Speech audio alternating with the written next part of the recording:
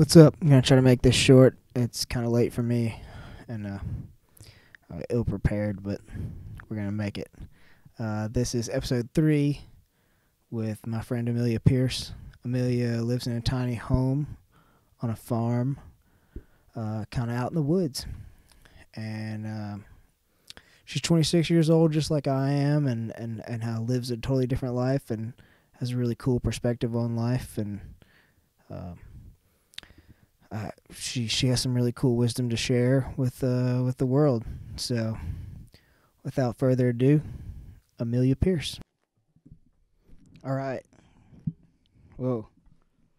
I can't hear anything.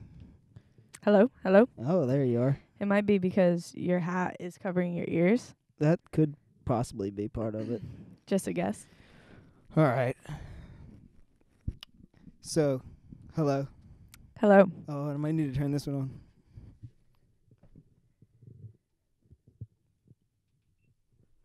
It's crooked, but we'll deal with it later. All right. Hello. Hey. How's it going? It's going good. I can hear you better now. Good. Okay, so we're going to start this off with, do you remember the day that we met? I bring it up because, like, you are one of the few people in the world that I can distinctly remember, like, Okay. the specific spot, day, and time. Okay. I don't know if I can remember the day. I mean, I I'm don't remember having the like I'm having exactly- like flashes of like 3 different memories of probably around the first time that we Okay. were So becoming friends. the day that we met was at Doghouse with our parents. Oh my gosh. During Okay, I do. I orientation. remember. Yeah. That was like before Yeah, that school was had even yeah. We had even started. we had no idea who each other were. Oh yeah, I had so many experiences coming into Ruston with my parents knowing everyone, and like all their like friends had kids that were my age. And So our dads were friends yes, growing up. they were. But we never met each other until freshman year of college. Just saw probably Christmas pictures of each other on Yeah. the refrigerator Yeah, you're probably over our right. lives. Definitely. Yeah, I remember like coming in and like dad was like, "Hey, here's this girl," and showed me a picture of you. We never met at the lake, I don't- Claiborne, Lake not that I Claiborne know before. of. Just only heard each other's names. Yeah, well, and I didn't hear your name until like a Huh. week before I met you, Okay. or from what I recall. Okay. Uh, Yeah. But All right. anyway. Awkward family dinner Yeah. Yeah. at No, Doghouse. for sure, it was super Parents awkward. trying to set up their kids as friends. Exactly. But from there, obviously, we were in college together for the whole time that we were in college, and you friends. became KD, and I went Sigma Nu, and so we continued to hang out via that, and I guess we separated ways for a little bit, but Yeah. not too long.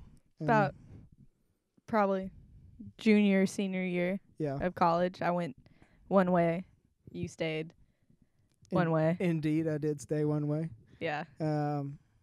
So yeah, but now back friends and been hanging out for a little while, and pretty much living totally different lives than Yeah. where we were and where we thought we were going to be for Yeah. sure. Actually, it was the farm that kind of reconnected us. Most definitely. I feel. So right now we are in your home Yes. on the farm. Welcome.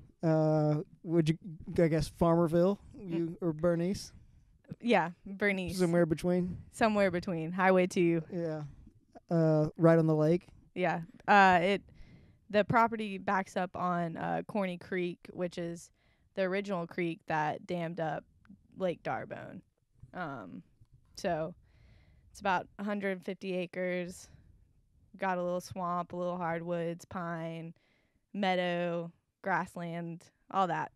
And we should mention that your home is quite tiny. It is a tiny home. How big is It is. It's 200 square feet. Yep. So, and 2 people live here. Yes, 2 people. You and Dacia, your roommate, Yep, my roommate, best friend, coworker, partner in crime. partner in crime. There is 2 lofts here where you can't see that Yes. they sleep in.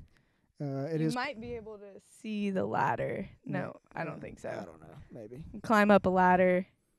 We basically live in a like kids' dream tree house that's on the ground, but it is in the middle of the woods. It's a kind of a bad description, but a wooden dorm room. Yeah, okay. But I mean it's very cozy. Point being, you do climb up a ladder Yeah, to exactly. go to bed Yeah, every night. it's very cozy. It's very nice.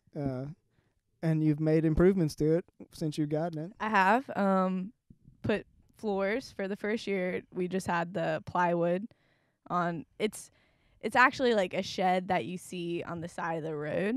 That's what it was originally. That's what it was originally.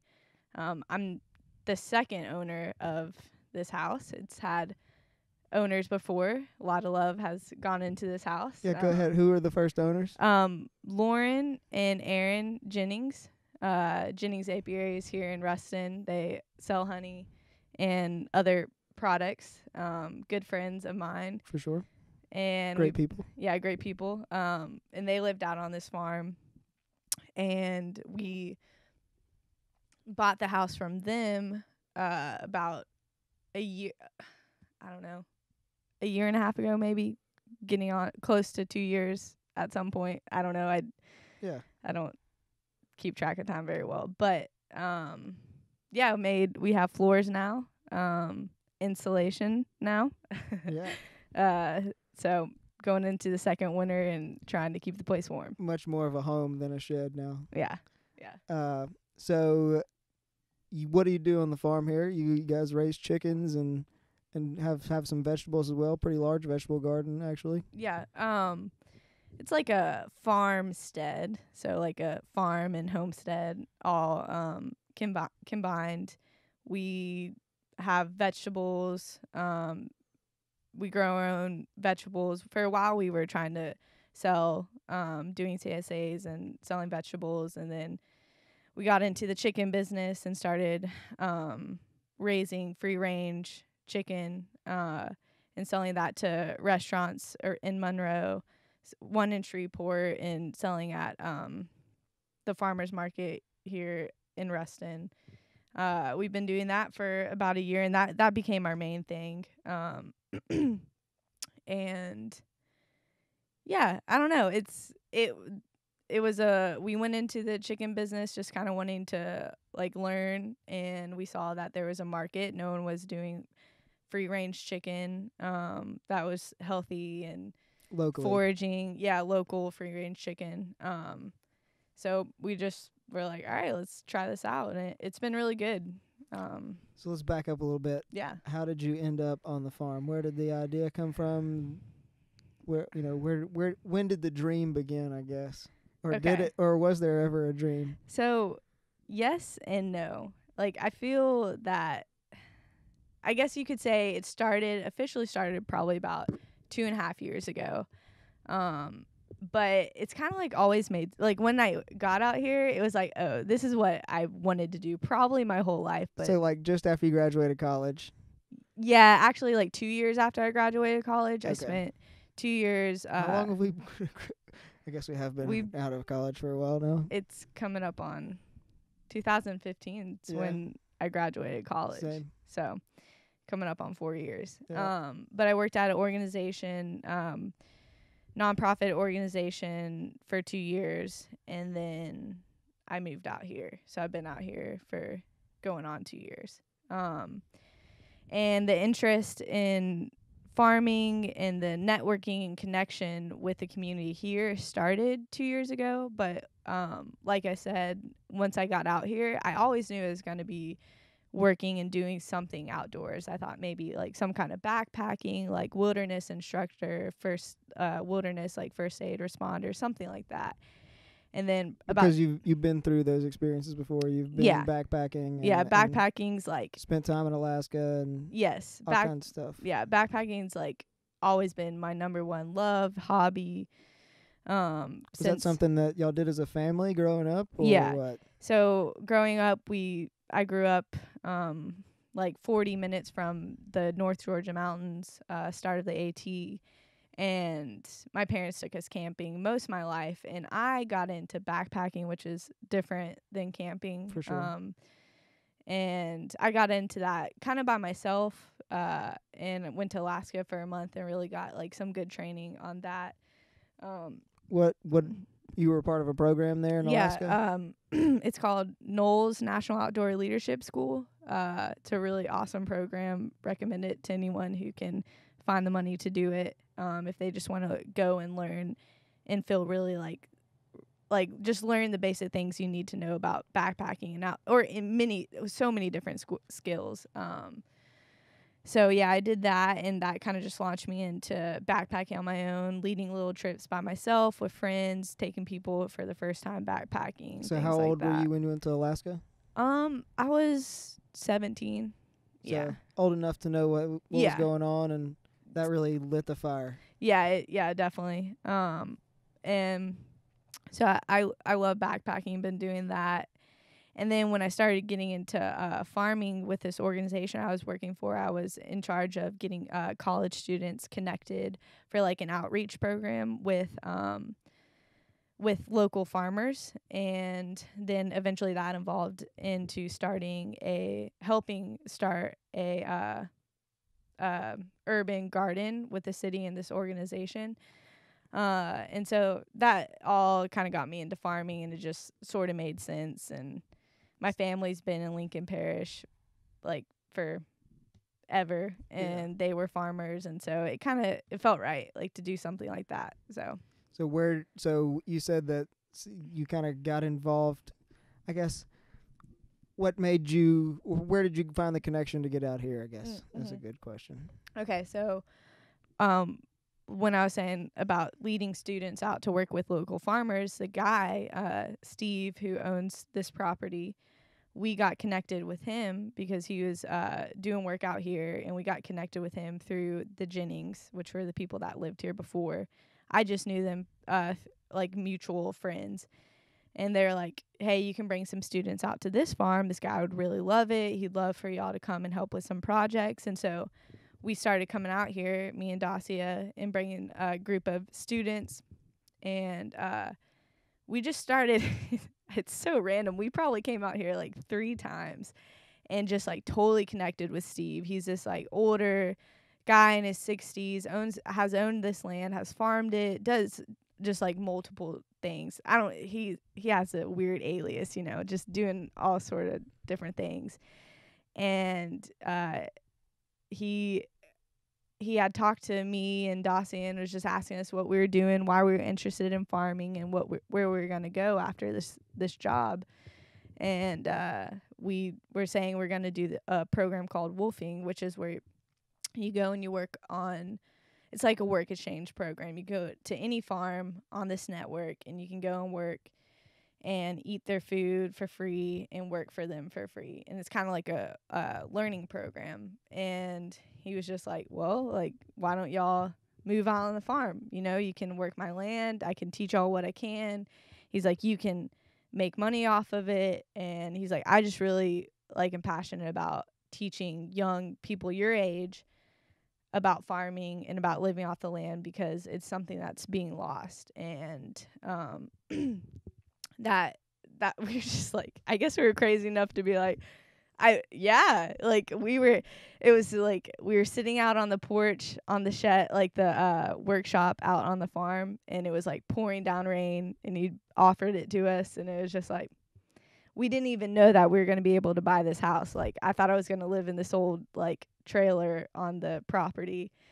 And yeah, it's just like, that's what I'm going to do. I'm going to do that for a couple of years and go from here. So at that point, the Jennings left at some point? Yeah, so it was like perfect timing. It sounds like it. Yeah, because the Jennings, like, their business was growing, and we're 40 minutes from Ruston. So it's like, it's a commute, and most of their business was just taking place in Ruston like all the time.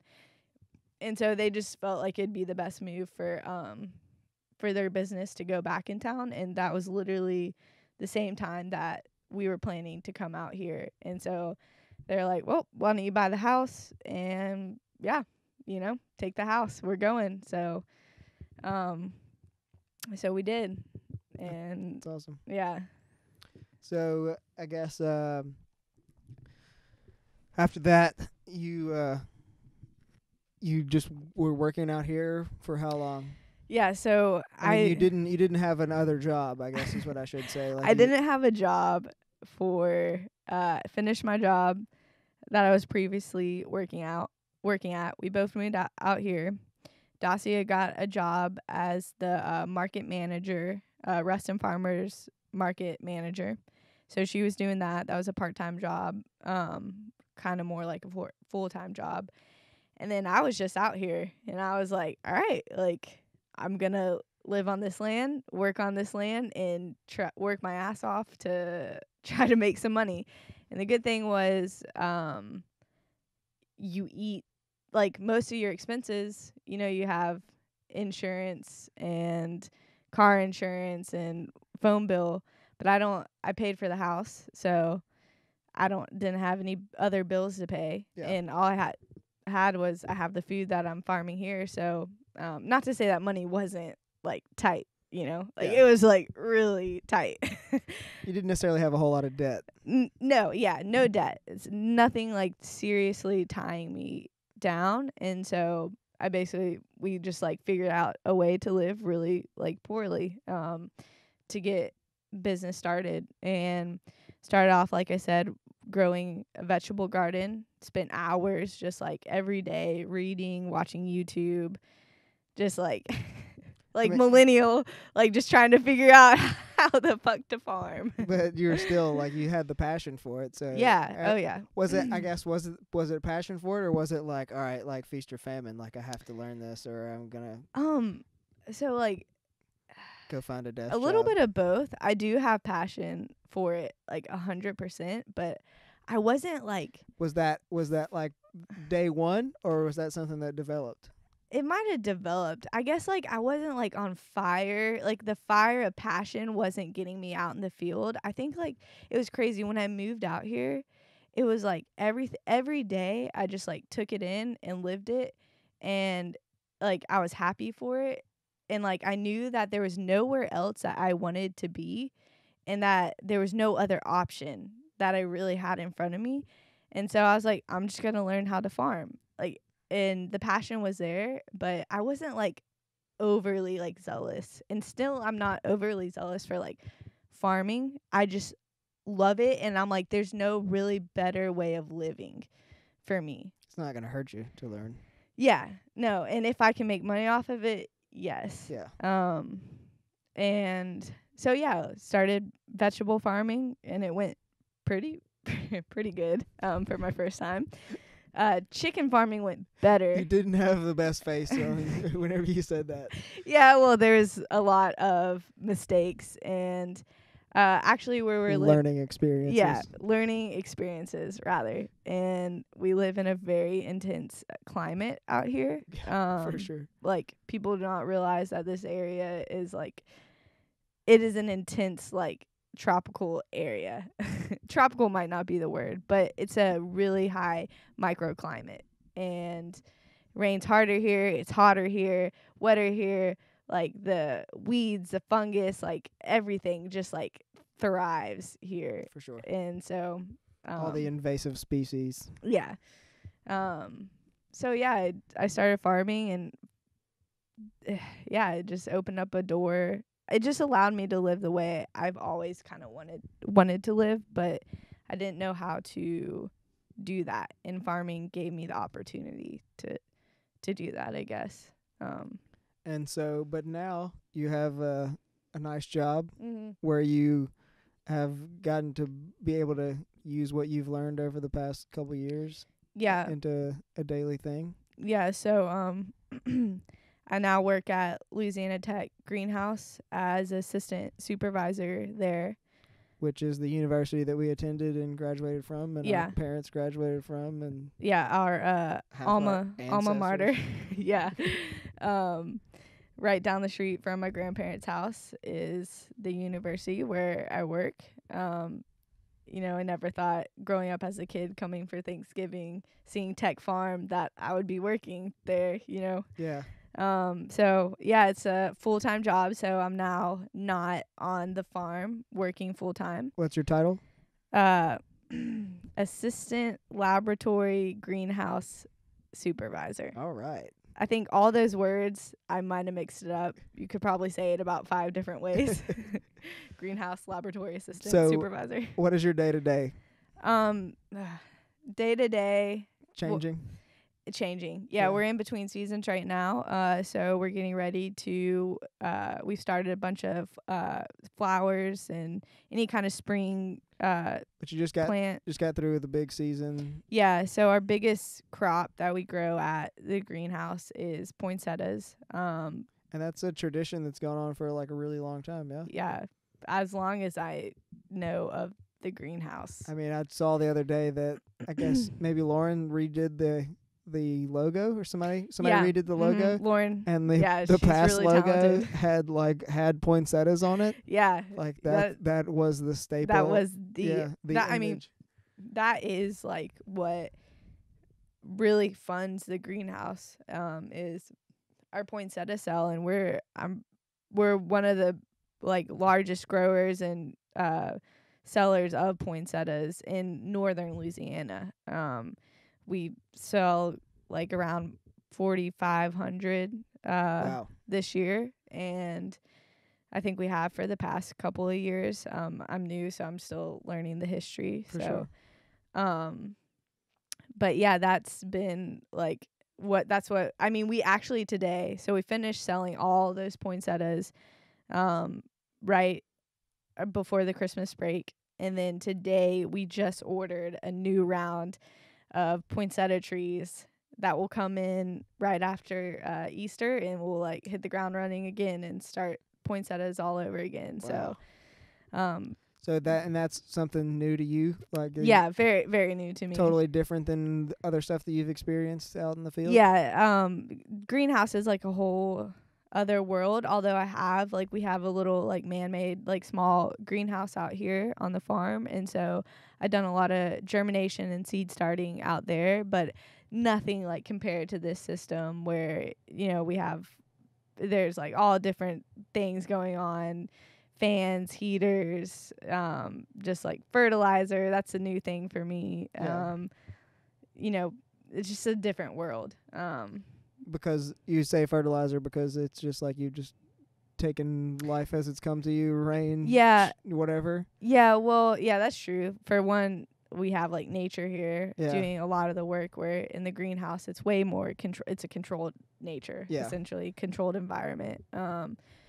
And yeah, out here we just kind of let nature take the course. If a plant or an insect takes over, then hopefully we're helping in ways where we're planting things that will bring in like other beneficial insects or plants that will eventually kind of like level out the cycle. Like if something becomes invasive, then we're just gonna kind of let it play itself out, and then nature will kind of balance itself out if we're doing the right things to just go along with that process. Whereas the greenhouse, I mean, you're inside, so it's just two different philosophies. So would you say you're like you fight the things that come on, or you just prevent them from the beginning? Yeah, you definitely, prevention is a huge thing. Setting up a plan to prevent. You have usually a pest management plan, and that are pests a problem still in the greenhouse? Oh yeah, definitely, because there's no other. In a lot of ways, they're not a problem like you would find outside, but in a lot of ways, it's a whole new way of problems, because once you do get a pest, they can completely take over, because there's no predators. There's no predators. There's nothing else that can it can totally like take over. Yeah. Like sanitation and prevention, like pulling up weeds. Weeds still grow in the greenhouse, like through the concrete, and just things like that's like something we're doing right now is just sanitizing everything for our new plants to come in. And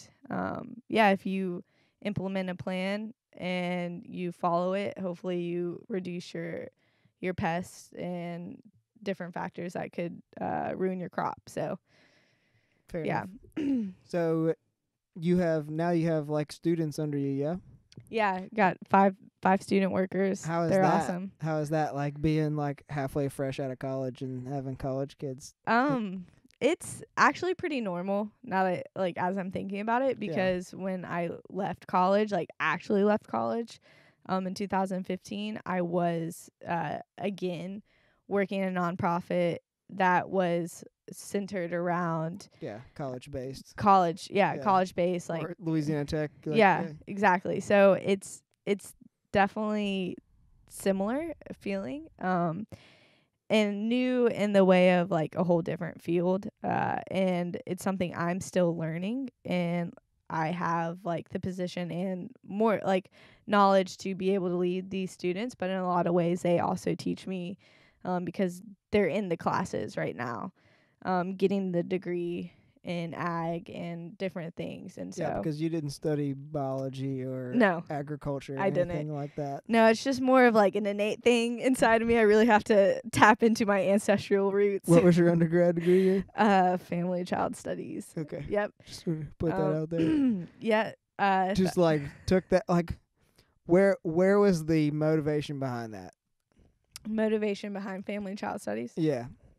I just knew I loved people at that time in my life, and I mean, I graduated marketing and I should not have done that. So like, yeah, I mean, I think we all hating on you. knew that to get a degree, it's just you just need a degree under your belt. And there's certain degrees, certain jobs that you have to get a specific degree. But like for me, it was more like just getting that degree and going out and taking every opportunity that was like kind of placed in front of me, and taking that, and then new opportunities came from that. And those opportunities were always based on things I liked. I've never done anything that I couldn't stand doing. And it just kind of trailed. But I thought I was going to do something in counseling. And that's still not like totally behind me. I've thought about doing horticultural therapy, which is basically just a way to combine, like, working with like green things and working outdoors or working with plants, and then also getting to bring people into that, and they can find healing in that, or just like find enjoyment in that. And For sure. so kind of being a facilitator. I mean, it kind of goes back to what we were talking about earlier. Like, just, I mean, obviously depression's real, and it's something that we don't all know the answer to, but getting out and doing stuff and moving around and getting involved and sometimes getting your hands dirty. Yeah, I think like helps out a whole lot. Something I've like realized is since I've started working a 8 to 5 job like the rest of the world, I really can't imagine doing that, putting that time in and not like enjoying what you're doing. Like that's gotta fucking suck. And that's why like so many people, and it's like an obvious thing we all know, like you don't want to be stuck in a job you don't like, and sometimes you have to, okay, like, and so I also realize that. Sure. And there might be a point in my life where I do that, but what I'm saying is like being able to like be outside or like be with something that's like living and growing and changing, like has been for me like really helpful, and like it gives me life. And so I feel like other people who struggle with like depression or whatever, like being cooped up, it's a perfect way to not be cooped up. Yeah. Are you familiar with Gary V? No, I'm never familiar with anything. Yeah, I know. I just had to ask you. So Gary V is this like really motivational speaker type guy, and he's blowing up social media right now. He's gaining a lot of popularity, and he speaks nothing but positivity. Okay. And like he preaches that like you have no reason to be a dick. Yeah. Like just be nice. Yeah. And it's gonna do nothing but help you on later on in life.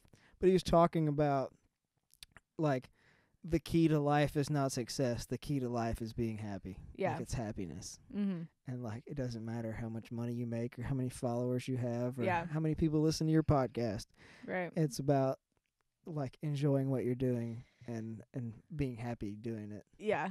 And I think Yeah, I totally. I have to commend you because you have like I feel like you are one of the few people that has just said like who cares about making a bunch of money, like I Yeah. want to live my life the way I want to live my life, and I'm not going to let anybody else Yeah. define that. I definitely like I've kind of been that way my whole life, and I will say like that I really enjoy having a consistent paycheck. For sure. And so like what I've like realized in this experience working at the greenhouse, having just like benefits and a paycheck, which is awesome. Financial stability is a wonderful thing. Yes. Yeah. I have realized like I definitely always want to try to find a balance where I'm doing what I love, but I'm also not having to stress about money. And that doesn't mean though that I mean I'm still living under the poverty line right Fair now. enough. And but yeah, it's nice to have. It's really like a privilege to be able to do what I love and then also get paid for it. For sure. Yeah. Yeah. I mean that is the dream Yeah. to be able to wake up and do whatever you want and, Yeah. and still be able to pay for I do wish though groceries. I only worked Monday through Thursday. But that's just because being on a farm and living on land, like you really have to be here. You have to be on the farm. You have to be on the land to really like get all that you can get out of it. Yeah, for it to thrive properly. Yeah. I mean, nature will go on without you, but if you want to basically get the fruits of the land, like you have to be here. And so it's like always on the weekend I'm like rushing to like do so much out here on the farm, and it sucks. It's like because that's when most of the world like is off and wants to go do things or like hang out, Be social. and I'm like rushing around trying to, chop wood for the winter, harvest all my herbs that, might not make it through the winter, and put those up and somehow, make them into vinegars or whatever so that they last through the winter and things like that. Yeah, we should add that in this home there is no bathroom or shower. Yep. It is located outside. Yep. Lots of cold showers here in the winter, I would imagine. Cold showers or no showers. Or no showers. But I do have friends in town, and so Sure. I try to get a consistent shower during the winter. You don't smell right now. So. No, I got one today. So yeah, actually, I became aware when you got here, and at some point I had to go to the bathroom, and we keep our roll of toilet paper right by the door. And I like went to grab it, and it's like this reality that oh shit, like I pee outside every day, like, and like here's my friend here who hasn't been here in a while, and like it's just this realization that I'm not like the rest of the world. Like I'm peeing I'm peeing outside in the woods. Yeah. And I'm grabbing a piece of toilet paper from inside my house to do that. But I'll say this. I mean, being someone who has never lived in a tiny home or gotten to live out in the middle of the woods for a long time, there is something like special about this place in the quiet and coziness of it. And I mean, Dossie's not here now, but whenever she's here, that adds another element to it, and nothing but positivity from there as well. I've had some good times out here, Yeah. We've gone kayaking and just fire. Always usually a fire going on out here. But it's a beautiful place, and kind of jealous that you get to live on it. Yeah. I honestly I feel very, very thankful to live out here, and I feel like it's something everyone should like experience at some point. I don't know. There's something about like the quiet and about the silence that is like releasing, and well, we won't go into too many details, yeah. but you've had some other people come in and out of the farm and stay with you and come and go. Yeah. And I mean, from the stories that you've told me, it sounds like you have like really rocked some people's world. Yeah. Like whenever they come out here and see the way that you live Because it's just like it's different, and there are things here in this world that I'm living that is missing in the world that most people are living in. And there's things in that world also that like I miss. And so yeah, it's just like coming into a new world, and it's like coming into a different culture almost. Like Well, it's like the same feeling where you're just kind of like, this is totally different. Like no one can understand like how I live my daily life except for people who are doing something similar. yeah. I mean, there's cell phone service out here, but it's real easy for me to leave my phone in the truck and like not worry about it. Yeah. And Oh that's yeah. that don't do that. Yeah. Like, No. but like there is a certain level of comfort here, Yeah. and I guess it is just like being out in the woods and being in nature and Yeah. that kind of deal. It's just, yeah, it's something about it. Like I don't know, you don't need it as much. And yeah, I'm really bad on my phone. Everyone in my life knows that. I'm sorry to everyone who I suck at contacting. Um but yeah, when I'm out here, I just really try to be present out here, and that's kind of how I've been living my life. And it's the best way, because so many times we're always thinking about the future. Not to say that I don't, because that's fun, like always to think about. But like I felt like a lot of my life I was always living in the future and being like not satisfied with where I'm at today, and like waiting for what's next to be better.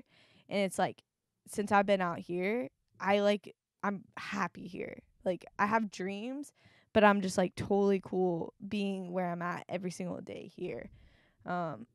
So speaking of bettering yourself, you're back in school now, Yes, I am.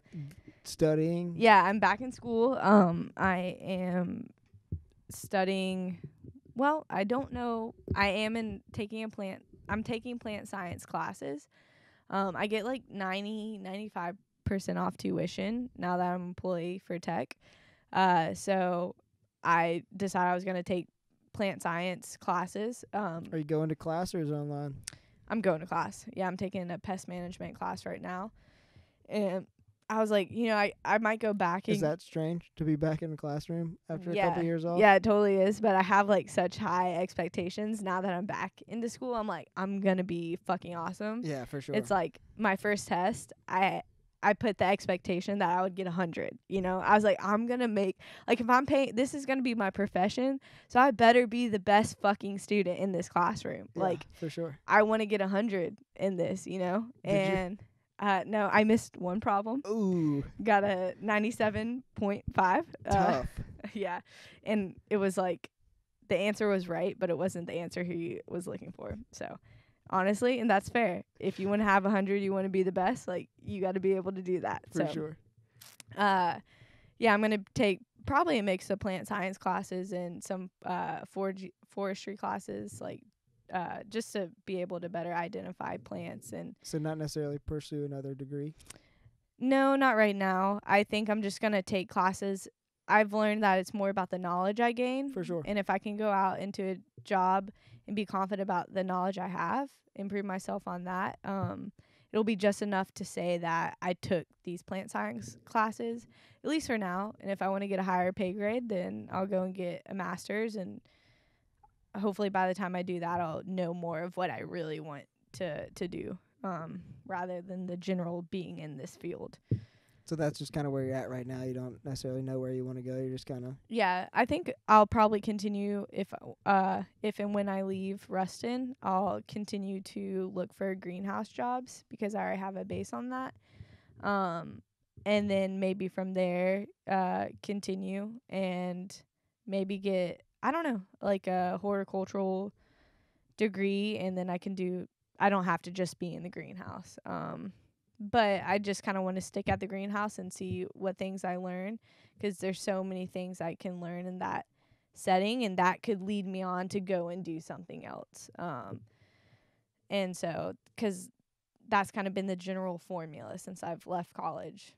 Just do something and either continue doing it, or that will open opportunities to something else. And if you like it, take it. For sure. And that's really like worked out for me. So yeah, I kind of did that for a while, but kind of stopping point at the Yeah. moment. Kind of got to make my own way now. yeah, And that's no, cool. Definitely.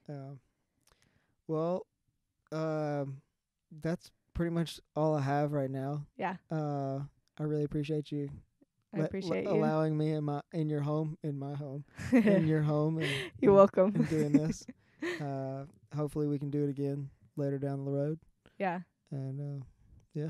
Thanks for letting me be on your podcast and Anytime. just talk about the shit I do, 'cause it's not every day that someone just sits down with you and is like, "Hey, I want to hear about your life." So for sure. yeah. Well, and you live a unique one compared to all the rest of us, and especially like all the people that we went to college with. So we're all doing our thing. Yeah, sure. Some of us better than others, I guess. It's perspective, Dan. All right. Perspective. We're going to end this now because Okay. it's getting weird. All right. Goodbye. Bye.